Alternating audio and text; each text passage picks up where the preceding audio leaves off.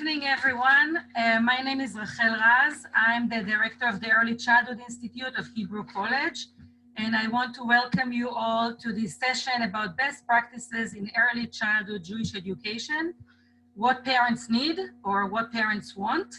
And this is a question that many people are trying to figure out in this very interesting time of the pandemic that we're going through.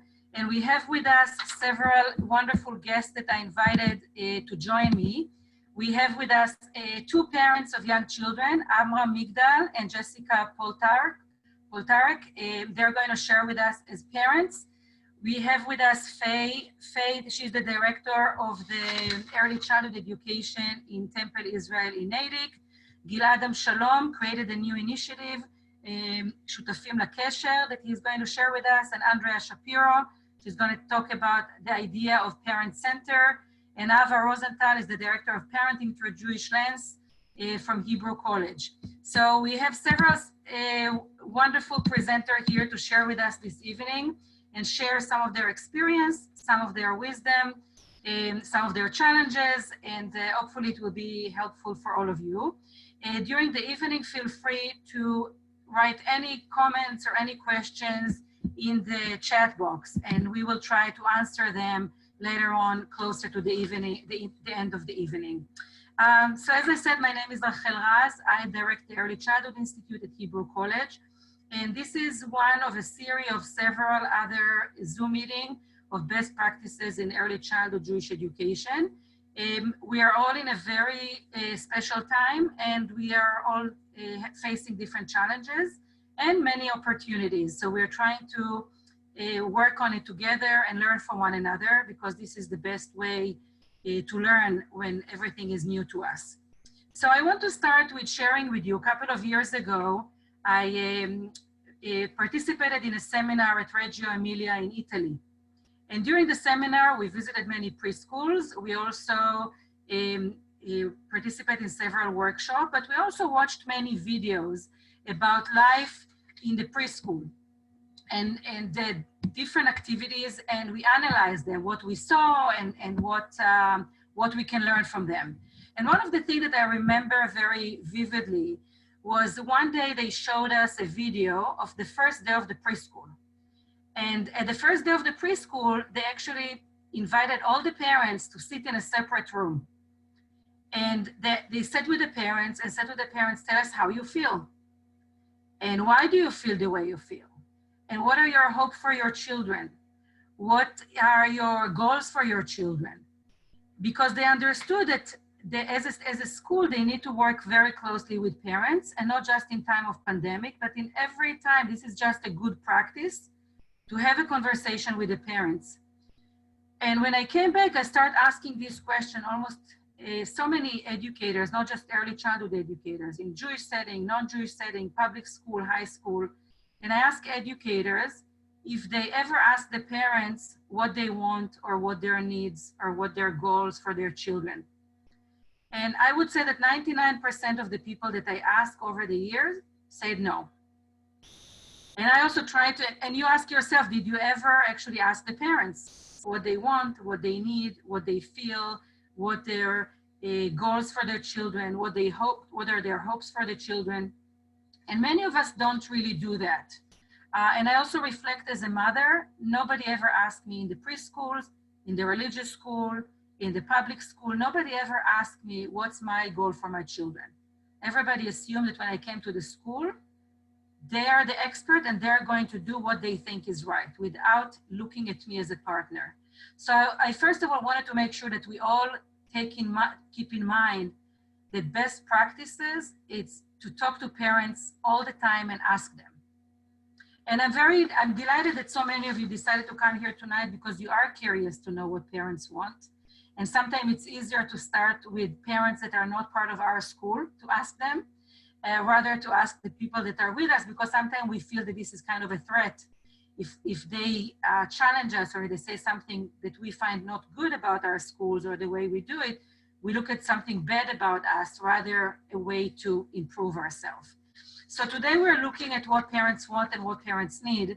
But I want to also clarify that today we're focusing on what parents want and what parents need only during this time of the pandemic. So we're not going to talk about what parents want in a regular school year when the kids are coming to your preschool. This is another thing that we can definitely have other session and we can talk about that. But today I really want to focus on this particular time. So I want to invite, so as I said, we invited several speakers. The first two are parents of young children that are staying at home at the moment with their kids. The kids belong to Jewish preschools. And I asked them actually 3 questions.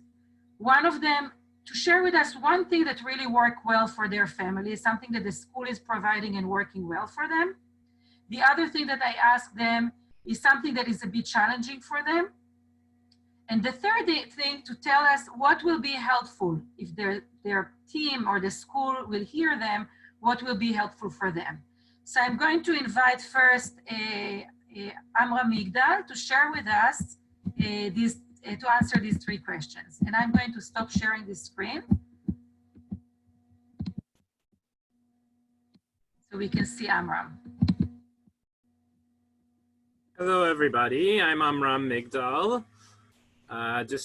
First of all, thank you so much for inviting me to share my experiences in this very challenging time. I'll give a quick introduction of myself, and then I will get to the 3 questions that Rachel posed. So I'm a dad of 3 wonderful girls. Meirav is 5 years old. She's now in kindergarten. She went to the Billy Dalwin preschool of Temple Amuna in Lexington, Massachusetts. I now have my second daughter, Sarit. She's 3 years old. She's in Billy Dalwin now, the same preschool. And we have our 1-year-old, Limor. I think it's also relevant that I have been serving on the board of this preschool for a few years, and next year will take over as the president.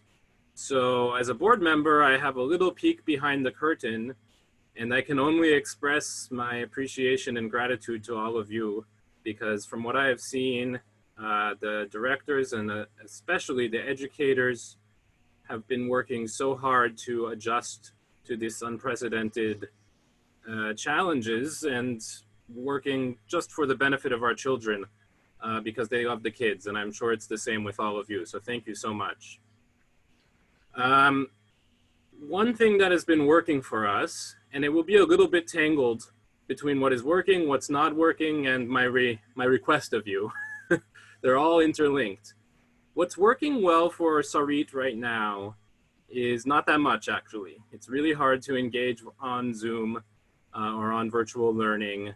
And some of the take-home things that we're doing are also a challenge because we have 3 of the kids at home. And I really need to say one more gigantic thank you to my wife, Rebecca, because she's doing the bulk of the childcare and home educating, even though we're both in the house. So I really thank Becca.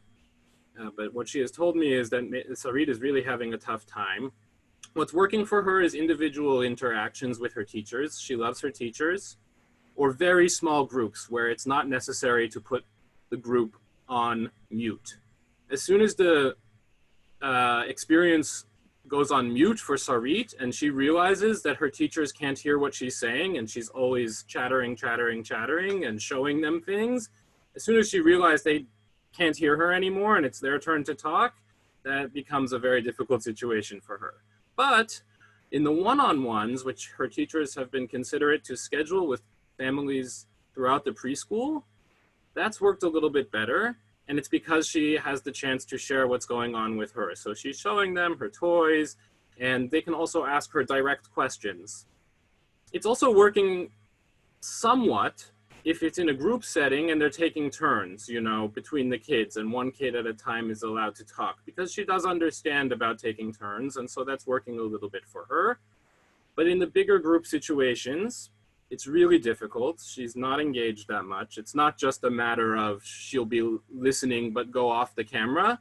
Actually, if we leave her for even a few seconds without it being attended, which my wife has to do because she's helping Meirav do her kindergarten Zoom school, or the baby is calling or needs something, If she steps away for 1 second, immediately Sarit will close the laptop and go away. So she needs to be engaged like 100% of the time on the virtual learning. And if that can happen, then it's worked. But that has not happened so much. I think I already hinted what is not working through that. And my request is to understand what is happening in our household. We're lucky in our school that our teachers have reached out to us. They understand about the siblings, older and younger, and they have tried to work around that. I would encourage them go even further. Maybe you need to group together the kids by what's happening in the household instead of grouping them by the classes that they were in when they were at school. So kids with siblings might need to have a different kind of program than kids that are alone, or that their siblings are older enough that they don't need the parent attention, or you understand if both parents are working and are there or not, then if you can kind of get them together into the same situation, that may be helpful for you guys. And I think that when we've had that kind of individualized, differentiated experience with the teachers, that's worked the best. And the last thing I would say is that we have had some success when those siblings can be together. It's not always working perfectly, but when, especially we have Kabbalat Shabbat at the preschool and at my daughter's elementary school, and each of them is attending the other one's Kabbalat Shabbat. So sometimes Fridays are the best because the sisters can be together, they do the songs together, and that's the only time really when I have seen Sarit be engaged with a large group on the screen. So it's a challenge for her, but those are the bright moments. And I know I already said last, but the very last is that I would like to also compliment our teachers, because what they have also done is stop by our house, written individual letters in the mail and notes and cards. And so they're continuing the connection with Sarit all the time. And by that, they're able to keep up the relationship, even though that's not a traditional school format. So they come to the driveway and drop off some activities for the next day's, some supplies for the next day's activities. And that's been somewhat successful. Thank you, Amram. I know I said 1 and I think you said like 7, but that's okay. But that's okay. Thank you so much. I know, and your kids were just put to bed to sleep. So thank you very much for coming. That's why we did it at 8 o'clock at night in the Boston area. I want to invite now Jessica. It is another mom from a different school, and maybe she can share with us again, like I asked, something that really worked well, that your school is doing that really works for you, something that is challenging for you, and something that you're asking the teacher that might be very helpful for you going forward. So Jessica, please join us. Thank you. Hi. Thank you guys so much for having me. Everything that's going on in the world right now is just obviously absolutely crazy for everybody. So a little bit about myself and my family. My husband and I live in Newton, Massachusetts, and our daughter will be 4 in 2 weeks. And she goes to Temple Beth Shalom in Needham, and our son is almost 7. He'll be 7 next week or in 2 weeks, and he goes to the Newton Elementary School. So he's in 1st grade. So my husband and I both, these were part of my helpful. So my husband and I both work. I typically travel a lot for work. I travel once a week, give or take. So it is fun for the kids to have me here all the time. I'm not traveling at all, and I actually don't have all that much work to be doing. My husband is working full-time still, and that's challenging, you know, that he's here and they want to be with him. They're excited to be with me. So that's kind of our family background. It's the 4 of us. So one thing I have to say, our preschool has been absolutely phenomenal. The amount of attention to detail, the amount of time that they have spent is so clear in everything, the way that they have executed everything for the past 9.5 weeks. The things that have worked best, definitely the one-on-one. As I was listening to Amram speak, I was thinking, wow, everybody keeps saying we're all in the same storm, but in kind of different boats, more or less. And truly what's going on in his home is so similar to what's going on in ours. The small group or the individual Zooms are so much more beneficial than the large class. Yes, she wants to see all of her friends. However, the second they're all put on mute, she gets so upset. She doesn't necessarily close the laptop, but she gets so upset. I want to tell them, I want to talk to Rachel. I want to talk to, she wants to be able to talk to her friends still. She wants that continued connection. And so maybe it's once a week they do something where they're in a full class setting and they go around the room, but there are 16 kids in her class, so she understands having to wait her turn. But in all reality, the kids are between the ages of 3 and 4. Waiting for 16 kids to tell a story or share the rock that they painted just takes so long that it's difficult for them to truly wait their turn and want to do it or even be listening to their friends by the end of it. At the beginning of this, I think the first week, the school dropped off a bag of supplies for every single student. We have over 200 families, I believe, in our school. And they dropped off a huge bag of supplies of everything that we could potentially need. And nobody at that point knew how long this was going to be going on. And so every week when there are new activities and new projects to be done, we can access that if there's something that we don't have at home. And that's been a lifesaver because nobody's running out to the store to buy one thing. And I know Rafael had said one thing, but the positives so outweigh the negatives in all of this. Specifically to what I have seen, and I haven't seen anything else, everybody's probably heard of Flat Stanley, I think, at some point. So our director came up with the idea of sending out flat teachers. So this is Flat Lori and this is Flat Gabi. And they just did this 2 weeks ago, but my daughter has done ballet with them. She's taken them on bike rides. I asked the teachers if they are getting whiplash from the amount of movement that they are doing with our daughter. So these were the first 2 that came out. This is what my husband just ran up to grab. And then we received 4 more Shabbat of last week. And we have 3 rabbis. So there was a flat Rabbi Jay, Rabbi Todd, Rabbi Julie, and Emily, who sings and has the guitar with the kids every Friday during Shabbat. And having Sophie's ability to have these with her, I found her in the corner talking to them. She incorporates them into her play. Pardon? Excuse me. Yes, my husband just reminded me. She has made her own. So she had us print a picture of a little girl out, and she colored it in. And so she made a flat Sophie that she wanted to send to one of her teachers. And she's made a flat Rachel and a flat Evan. And she wants them to be a part of this group because she feels like if she has her teachers and she has her rabbis, that her friends should be a part of this as well. And watching her, truly has brought tears to my eyes. And all she wants is to hug her friends. And so she gives them kisses and she gives them hugs and she will bring them into bed with her. And this is her way of having that connection. So that these truly have made so much difference.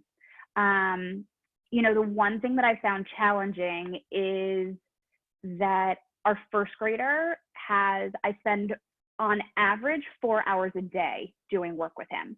The curriculum that we have with him is pretty rigorous and it takes a lot of time. And the biggest piece for me is that I have a preschooler who truly, if she doesn't want to be doing work, I can't force her to do anything. And a first grader who, if he doesn't want to be doing work, unfortunately, that's not an option that he has at this point in time. And so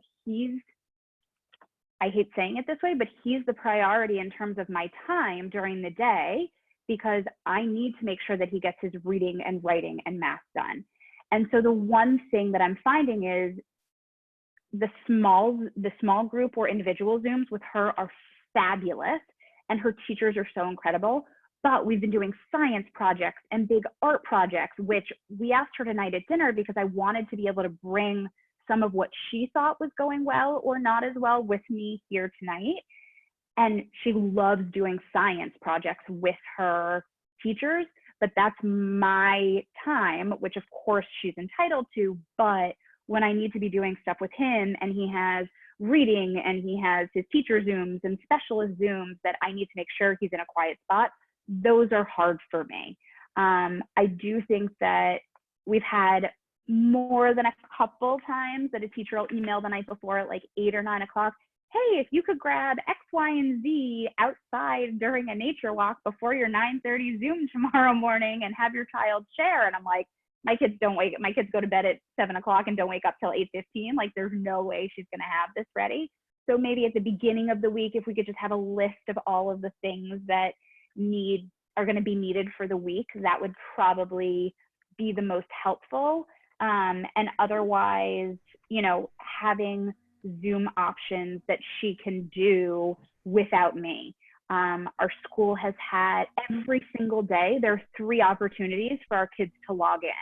So there's something with the director, there's something with their teacher, sometimes there's a play date, and then they also have storytellers, and they have had a magician, and they've had plays that the kids can log into. On Friday, we of course have Shabbat together. But it's the same, the specialty ones are very similar every week. And so now 10 weeks in, there's 0 interest from her. Maybe if they were like a little bit mixed up, but truly I cannot complain because the amount that they have done and their attention to detail and everything, I cannot thank them enough. So I think that's it. Thank you very much, Jessica. There are stream of comments. Thank you for this idea with the flat teachers and all of that. So thank you. That was very, very helpful.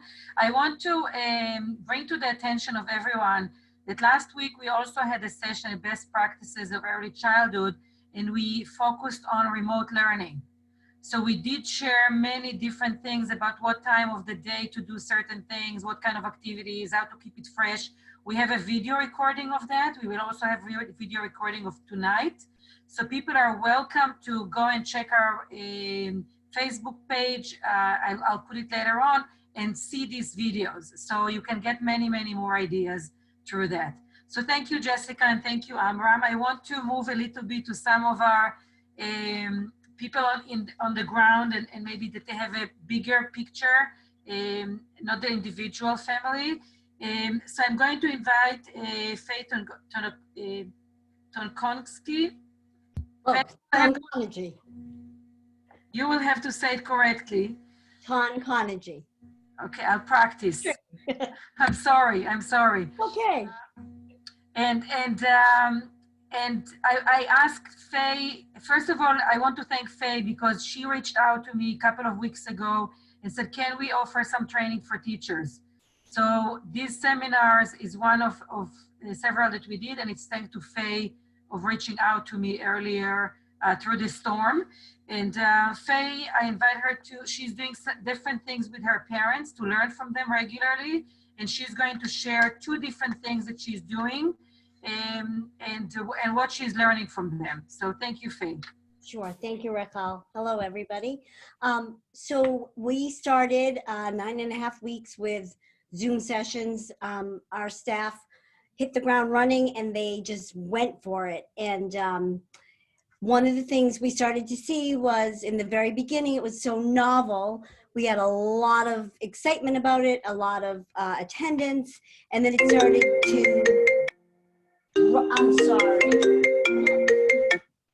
it started to drop off, and we couldn't figure out why. We kept trying lots of different things. So we finally decided to send out a survey to our parents asking sort of what they needed, what they thought the kids needed, what was working, what wasn't working. And we were able to take all the data from that survey and restructure what we were doing, which really made a difference in terms of our attendance and our engagement with the children and the families. Some of the things we found out were that they needed permission, parents needed permission from us that it was okay if your child didn't want to come to Zoom one morning, or it was okay to be able to put Zoom on in the background and not insist that your child sit and have to be in front of it all the time. And that was a really helpful piece for parents to know, but it was also good for us to know that they felt so responsible for having to get the kids there and get the kids to become engaged. The other thing that we've been doing a lot of, we do living room coffee chats with our families at night, 8:30 at night, once a week, when the kids are sleeping. And it started out as sort of just a very open-ended discussion of what do you need as parents? How can we support you? Almost everybody said the really important thing they needed was what we were already giving them, which was maintaining the relationship between the children, the teachers, and the parents and the teachers, and just being part of the community. But we also found out that parents that had brought children to us for the full day were struggling with having their child now at home with them. Sorry. Were struggling with having their children at home with them all day while they were trying to work. So they needed help and support how to manage that piece. And we were able to do that by sort of modeling and sharing and letting them know all the different things that we do during the day. We had, you know, a chat with parents, and they said, how do you get our child to go to sleep? Like, what do you do to get our child to take a nap? And so it's really just about that sharing and coming together. The other thing, and Jessica actually alluded to this when she was talking about to have an idea about what's happening for the week. Our parents said, you know, we have Remini, and we were posting things on Remini every day, all the links. And our parents said, it's so hard to find that. It's one more step that we have to take. So every Sunday night, we've created a family program that goes out. It has all the links. It has all the specials, all the materials, anything that's different, anything that's new. We were collecting letters to thank our clergy. So that was included on there. And parents have really, really enjoyed that. It's been very, very helpful. And then lastly, we asked parents, do you like the video that's recorded, or do you like the live Zoom? What are your kids like? What's most helpful to you? And we found out that they wanted a combination. So we have a YouTube channel where we post videos, and we do our live morning circles. And our parents have really, really felt supported with this.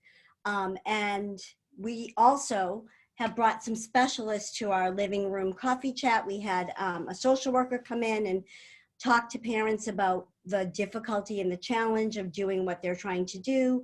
And that was very useful. And we've had a lot of different interactions between parents, like they're talking to each other, which they felt isolated. And so they needed to be able to talk to each other. And this was a great venue.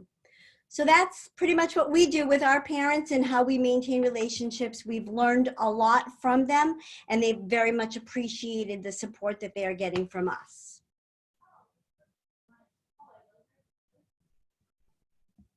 You're muted. Yeah, thank you, Faye.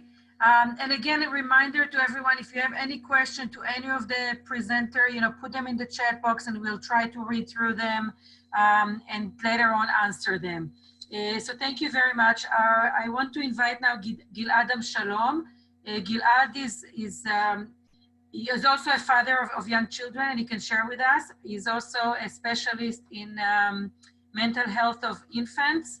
And during the time of the pandemic, he started a new initiative. So Gilad, please share with us a little bit more about the work and some of your findings. Thank you. Thank you, Rachel. Hi, everybody. Good evening. I'm really happy to be here with you guys, and want to say first thank you to Rachel and the Hebrew College for arranging those meetings. And yeah, so I think I will continue with a lot of the thoughts and the point that Faye just talked about, but just more in the perspective of about what parent needs or what are the parenthood in that time. So I will introduce myself. My name is Gilad Amshalom. I'm a speech language pathologist and also an infant mental health specialist. I live in Cambridge. We got here 2 years ago from Israel, and I have two children. Carmel, she's 2 years old, and Rotem is 4.5 years old, and they are both at home, and I'm most of the time with them.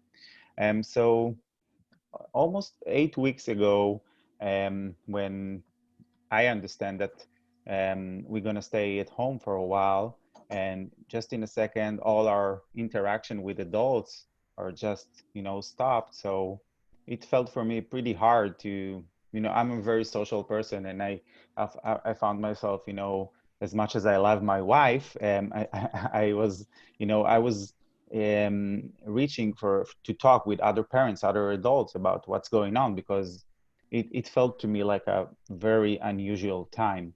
And so we had some friends here from a community that we were, meeting once a week and, just hanging. And then I thought, let's make it, something more for parents. So me and a few more colleagues from Israel, we started an initiative. We called it in Hebrew "Shutafim Lakesher," and in English we called it "Correlation." And we are really talking about the relationships that happens inside families between parents and children, but not just those relationships, also the relationships that are so missing in that time between other adults and for everybody. So the initiative is a virtual communal for parents of young children, but not only.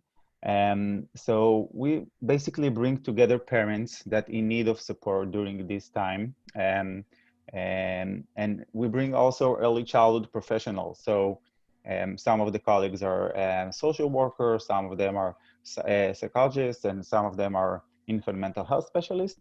And we Well, it kind basically of are, goes back to like you might even have. so basically what we are doing, we're doing virtual parents group, and we are dividing them by age and need. And every professional meet with those parents group weekly for an hour.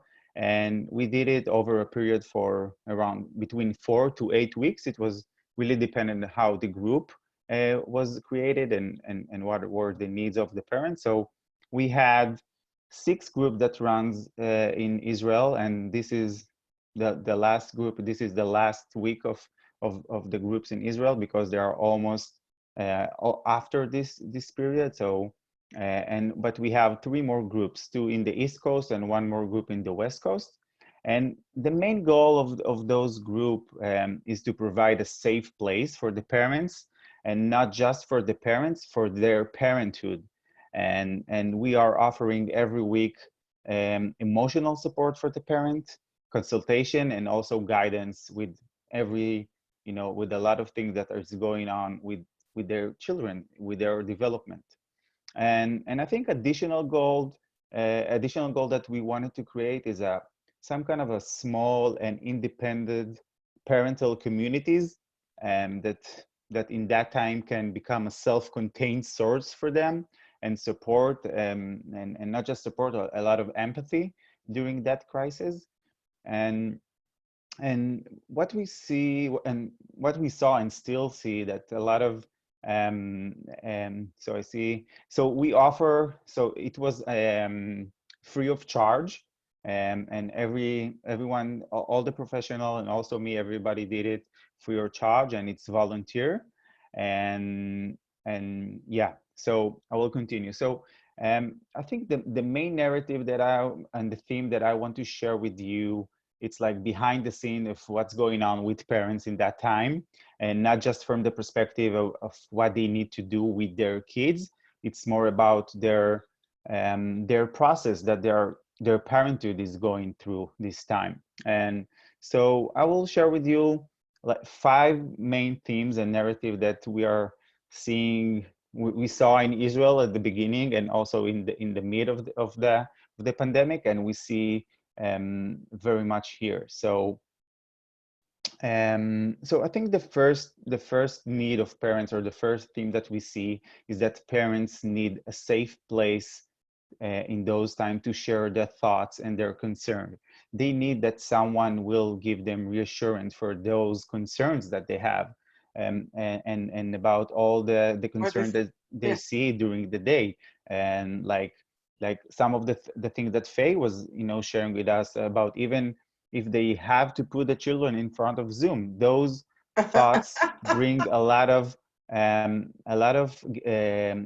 guilt feeling for them. And I think the main theme, the first main thing, is that parents need to be seen, especially in those times that a lot of parents are with their kids during the day, and if they're not with the kids, so they're working. So that was the first thing that we saw. The second one is that we try to emphasize for the parents that there is a big difference between parenthood during a crisis and a crisis parenthood. A lot of parents shared with us that they feel guilty and they're doing a lot of things they didn't do before the crisis, like screen time, like even the small things like dinner time and nap time that are changing. And what we are trying to help the parents understand that we are in a crisis, and a parent during a crisis, it's not the same as they had before.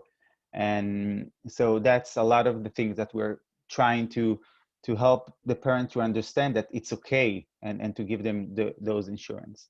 I think that another thing that parents are saying more and more during those group, more specifically, what's going on in the preschools and daycares, and that they feel a little bit, feel behind, because they understand and know that a lot of the teachers and the directors want the kids to be engaged and thinking a lot about the kids, but they need some tools during that time, not just homework to do with the kids. And I'm not saying it in a way for criticize you or the director. I really think it's unusual time, it's first time, and sometimes parents even feel ashamed to share that with their teachers and their director, that they need some tools to know how to get through those days. And I think the shift for all of us, I'm talking as a parent but also as a professional, is that if we always thought that parents need to be in the center, so now it's even more important, because if the parents are not regulated, if parents are not feeling contained, there is no way they can hold all the things that they need to do during the day. And I think that's a shift that every preschool and every teacher need to understand when he start to talk with their parents in their school. They need to see the parents as a parents first, and then to be able to talk with their kids. And a lot of things that we try to do and still doing with parents is try to help them to practice some grounding activities and regulation activities. We see a lot of stress and anxiety with the kids and with their behaviors, but also we understand that the more the parents are anxious and more stressed at home, and so the kids also feel the same. So we try to help them to practice some regulation activities of breathing, yoga, mindfulness. And I see a lot of amazing art activities, and I see less, and I didn't, in my preschool that I found it amazing preschool, we didn't have any one mindfulness activity for the kids, and I don't even talk about parents. So it's really important to think about that point also, because parents need those things. And I think the last thing that I want to share is that sometimes you just need to ask the parents, how are they, how they feel. Sometimes there is a chance that you're the first one that actually ask them, what do you need, and not just what do you need, like and it's not less important, but not just what do you need regarding art supplies, what do you need. Sometimes parents need even a phone call, to just to talk, or even to reach out for them. And so I think those 5 narratives, 5 themes were very similar with the groups in Israel and the groups here in the West Coast and even in the East Coast. And I see a very correct comment from Faye. They need to be nurtured, and this is the main thing that I'm talking about. We need to see the parents as the center in this pandemic, because they having a lot of on them. They have the work they need to do. They have a lot of concern regarding the future, and also they have some kind of a feeling that they need also to be the teacher. But no, we don't want them to be a teacher. We want them to continue to be a parent. And it's another thing that all of you can do and can share with those parents, and just let them understand that you are still responsible for their school education and not them. And yeah, and feel free after to connect with me if you want to hear more details about those parents group, and if you are, you know, interested to do something that can help your community. I know some communities find it helpful for just one night, and we have some communities that really, you know, don't want to leave those group, and we're in the 8th week of those groups. So it's really depend, but I will my email, I think, is on you can share again, Rachel, the screen with my email. Yeah. Please feel free to reach out to me, and I can, you know, also help you just, you know, to understand what those groups can be. And also, if you really want to and think your communities are, you know, interested in that, we can also build something that, you know, can tailor for you guys. So thank you so much, everybody. Thank you, Gilad. Thank you very much. And this is actually a beautiful way to our next presenter. It's really taking us very naturally to the next presenter, Andrea Shapiro. So Andrea, this is, you can share your screen and share with us. Just getting set up. Hi, everybody. Thanks for joining us this evening. I just want to take a quick second to thank Rachel and Ahava for putting this on this evening and getting us all together. I'm going to talk a little bit about the idea of a parenting center, and kind of what inspired me and why I feel that it's important for us to do something like that here in the greater Boston community, but I think why it's important for every community to have. So I work at a very large conservative synagogue in the greater Boston area. We have about 1,300 families in our community, and people range from, you know, they come on the high holidays to families who we have there every Shabbat. We have a preschool. We have a very large, vibrant community. Yet I feel like there's always more that we can do. So this is one of my favorite quotes. At the end of the day, the most overwhelming key to a child's success is the positive involvement of parents. And I feel like as educators, this for me is something that I really have tried to embody and really remember that in order for our children to be successful, our parents need to be successful as well. A big part of the parenting center idea for me is the Jewish value of kibud av v'em, which is honoring our parents. And being that I work in a synagogue and directly in the Jewish community, I felt like it was very important to tie it into a Jewish value. And so this is how we were able to work that in. The idea came to me from 2 trips that I took with the Boston Haifa Educators Connection, which is a group that runs here in Boston and Haifa, our sister cities. And we were able to take a trip and go and visit, we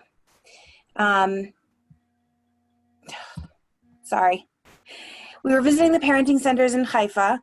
And what I found that was really interesting was that the community of Haifa really took note of what was needed and what was missing in the community.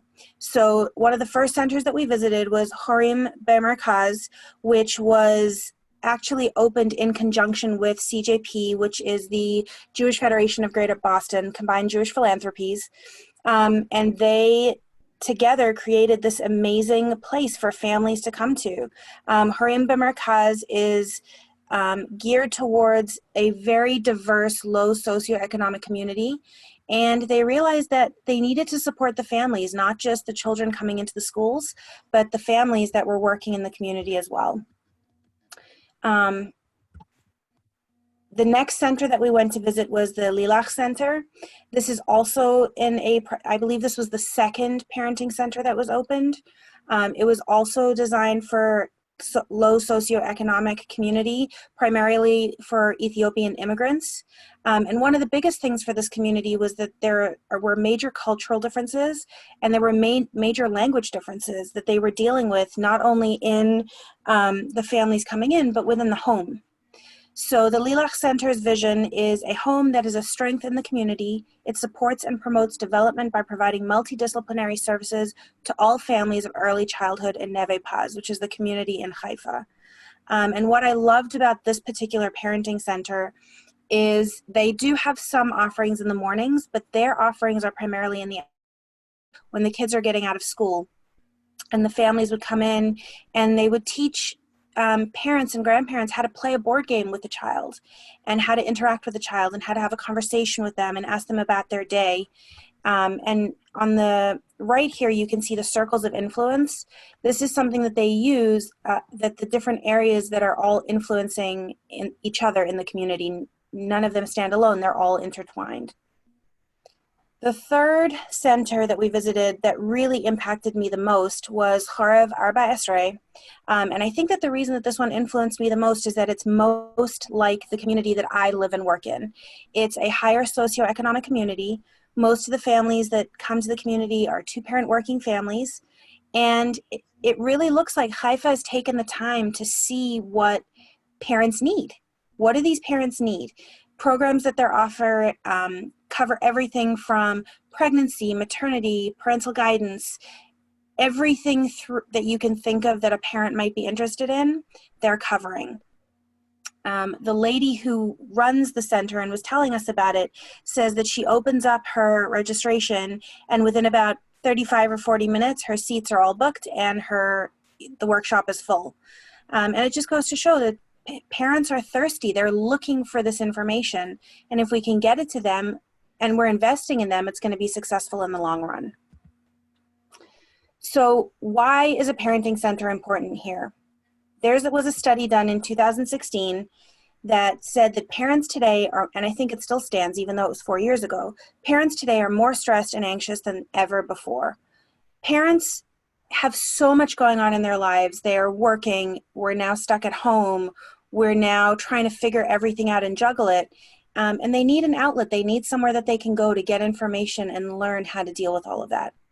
In my particular community, we've seen and we've learned that our infant programming, which we have a very robust infant program in terms of we have a welcoming a Jewish baby class. So when you're pregnant with your first child, we have a class with a rabbi that runs twice a year where you can come and learn about different rituals and rites and things and talk about the meaning of a Hebrew name. And so these things have really created a community. We do a baby brunch once a month where those who have children 0 to a year old will come and get together. And those communities those families have really meshed together. And that's what kind of sparked the interest in this. And also, as of right now, there's no huge cohesive parenting center in the greater Boston area. There are tons of programs. There's tons of individual programs. You know, the JCC offers things. There's Mommy and Me classes. There's art studios. The hospitals offer classes, but there's no one center where you can go and get everything all encompassing. So how is a space for parents to gather, a physical place where they can come together and have a communication, talk to each other, where there's going to be high quality education. It's not just going to be anybody off the street. It's going to be people who are experts in their arena, who know what they're talking about, who have the research to back it up. I just want to talk a little bit about some of the programs that we've tried and what we're planning on doing. And one of the things that I've learned is that, and after looking around, most of the programs that we see are being offered for moms. You know, there's a Mommy and Me, there's a mommy baby dance class. So we really wanted to start with something geared towards fathers, so a Dads and Donuts program. Unfortunately, the program didn't happen because it was the Sunday after the shutdown. So it was scheduled for the 5th, I think the shutdown was on the 13th, so it was the 16th, that Sunday in March that we had it scheduled for. We had 14 fathers register for the program to come with their children. Many of them had more than one child that they were going to bring with them. And it was just going to be an opportunity for the dads to get together. And I rallied one of my parents at the preschool to kind of take it on as the dad. I didn't want to be there. I'm not a dad. So I wanted one of the dads to take it over. So he really took this on as his baby and he spoke to people about it to come and do it. I mentioned the Welcoming a Jewish Baby class. We also offer a mezuzah and blessings workshop where you can come and create your own mezuzah cover for your new baby. Andrea, I'm going to stop you a little bit because I want to be respectful of time and also Sure. to do some of her, to also share with us. Sure. We are going to stay like extra. We are going to try to finish the program itself at 9, but I want to make sure we're going to stay here for another 15 or 20 minutes for any questions that you want. So I'm not trying to overwhelm you with all of these like ideas. We are throwing out some ideas, some thinking. Yes, what's going on and how we can help parents now. And I know that you like the idea of like dolls and some other things that came about, how to send a survey or meet with your parents and ask them what they need or what they want. Gilad is talking on a separate model. Again, he didn't throw it on you as teachers to do this model. This is a different group with experts, or maybe finding expert like him in your community that can facilitate something like this. What Andrea is talking about, like parent center, that was before the pandemic. The idea that the parents need support, so to think about it in the future for your family. So one of the things that I'm very proud of the work of Hebrew College, that beside the fact that we have a Center for Early Childhood Education, we also have a program that's called Parenting Through a Jewish Lens, where we understand that it's not enough just to train the teachers, but we also need to work with parents. And we also want to use the Jewish lens because there are fascinating things that so much wisdom within Judaism that can help us during regular time or normal time, but also through different storm like the one today. And I asked Ahava when we decided to do it together, if she can maybe share with us a piece of learning from the curriculum that they're using with parents in some way to kind of like uplift our spirit before we move on to the end of the evening and continue within this storm. And also to get a taste of some Jewish wisdom that will help us as we think forward. So Ahava, thank you, and I'm going to share the screen with the text that you chose.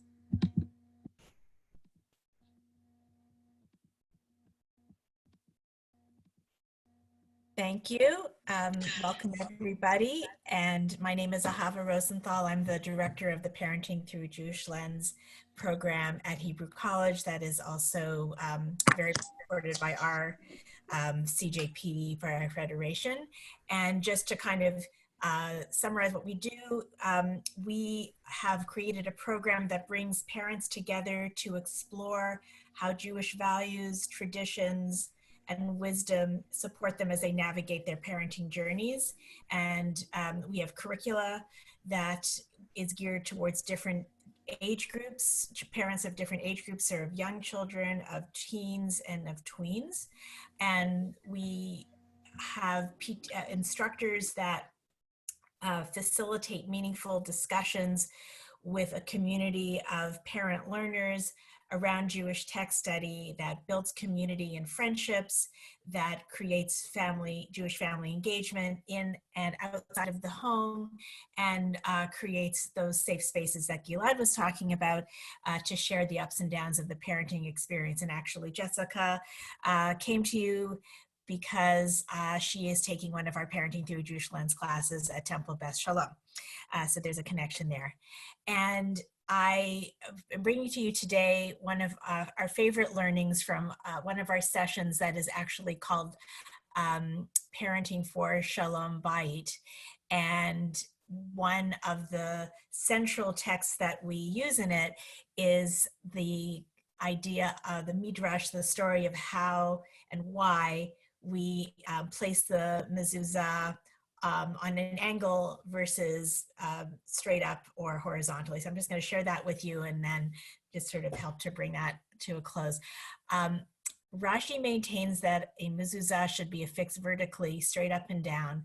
Rabbeinu Tam argues that it should be placed horizontally, just like the tablets in the Ten Commandments in the Ark of the Covenant. While the Shulchan Aruch accepts Rashi's opinion, Rema opts for a compromise and rules that a mezuzah should be placed neither vertically nor horizontally, but on an angle. It has been suggested that this compromise of Rema contains an important lesson, one that is key to Shalom Bayit. Each time we enter our homes, who is right, Rashi or Rabbeinu Tam? Should the mezuzah be vertical or horizontal? The answer: in order to protect our homes and the people in them, in order to cultivate warm, loving, and respectful relationships, and for the sake of Shalom Bayit, everyone must be willing to compromise, to accommodate the other's opinions and needs, and not insist that he or she is the only one whose opinion matters or who is correct. Thus, the mezuzah remains permanently on an angle, neither one way nor the other, as we should be, and in this way serves to safeguard Shalom Bayit, the peace and tranquility of our homes.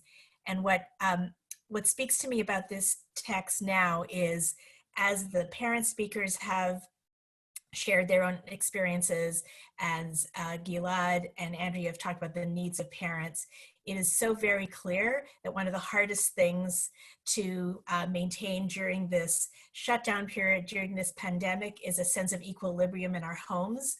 And the need to balance is often really strained by the constraints of being isolated in our family units. So I feel like it's really important for all of the early childhood educators that are part of this conversation to be thinking about what they can do, what is their role in helping our families, our parents, to cultivate that Shalom Bayit in their home, not to create more challenges, but to sort of be cognizant and receptive to their needs, to help them to create a peaceful connection both among their families and with one another. So that is why I bring that to you today, and I certainly hope that all of you will be able to find that kind of equilibrium with your communities and with your families. That's it. Rachel, can I say one thing really quickly? Yes, please, Jessica. The one thing that, as you were coming up with all the things that we were trying to come up with things that were not helpful, it actually did not come from my daughter's school, which was the Jewish school, but my son's they still sent around, even once all of this happened, they sent around guidelines on screen time and how much screen time we should still allow our children. And hearing from a school during this time that we should still allow K through 2 no more than 60 to 90 minutes of screen time a day, because with all of the reasons why, and that even younger than that should be no more than 30 to 60 minutes, was not helpful. So I know that lots of parents are asking about screen time and how much and what, and I think we're all trying to limit it in some way, shape, or form, but to have written guidelines like that was very hard coming down. So I just wanted to, if the conversation should come up with that, that was tough. I want to thank you for all of the presenters that joined us, and thank you for all of you that joined us tonight. Now it's exactly 9 o'clock in Boston. We are going, as I said, we are going to stay here for another 15 minutes. If you have any question, you can unmute yourself and you can ask. Just try to keep it brief. Or if you have any comments, something that you learned here that was very helpful for you, please